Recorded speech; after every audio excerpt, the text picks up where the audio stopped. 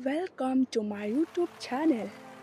Phi kwa ban kran pharang kane kaching hikai kan yarab ya phi lada phi sngew chung man toy na kane ka video wanam klat ban shelem shek perlok la ne hyeng hasam jong phi wanam klat ru ban check ya ki link hapo description bangal adap upload tangata aleng ni page ya kane kaching hikai. I need to ask you something. Nga don kam ban kli ai na phi. If you have anything to ask, feel free to ask. Lada phi don kano ban kli phi long lại lốt ban kli. I would like to inform you that I will be on leave tomorrow. Nga shu quá ban bấn tiếp ya phi ba ngan sim shuti la shai.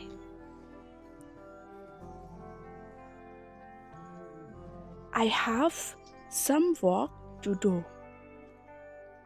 Nga don kato kat ne ki kam ban le.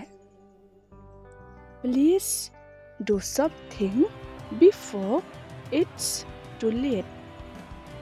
Sngew bha le ai shwa ba kapor kandial. Please do the needful. Sngew bha le yakaba don't come. I know you don't love me. Nga tip him I yanga. You don't understand how much I love you. Phim sngew tho kat no nga I yapi. Why don't you understand that I love you and you are playing with my feelings? Ba lấy phim sngew tho ba nga I yapi. But phi lệ cái ya cả chứng sngew trong ngà. One day you will realize how much I love you. She said kasngi pin sa sngew tho kat no nga I yapi. My feelings for you will never change. Cả chứng sngew trong nga yapi kan kala. Even though you are not mine. What lada him day cả trong nga. Just now my feelings are true. To tip ba ka chứng sngew trong nga kalong ka ba shisha. Just remember these one things. I will always love you. Token mau kane go way ngan I yapi. I don't understand what you mean.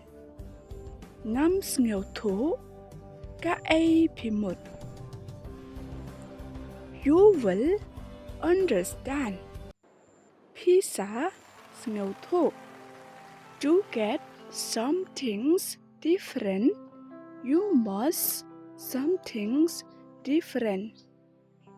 Ba phin yo ka ai ka ba compare. Phi ha ban le ai ka ba compare. If you want to change where you are tomorrow, lada phi kwa ban kla shano phin don la shai. You have to do some things different today. Phi hap ban le ai ka ba compare manta kasni. Doing what you like is freedom. Ban le cả ấy cả bá phi ngêu tận nát cả đây cả chứng lại lụi liking what you do is happiness ban ngêu tận nát cả ấy cả bá phi lệ cả đây cả chứng cái mền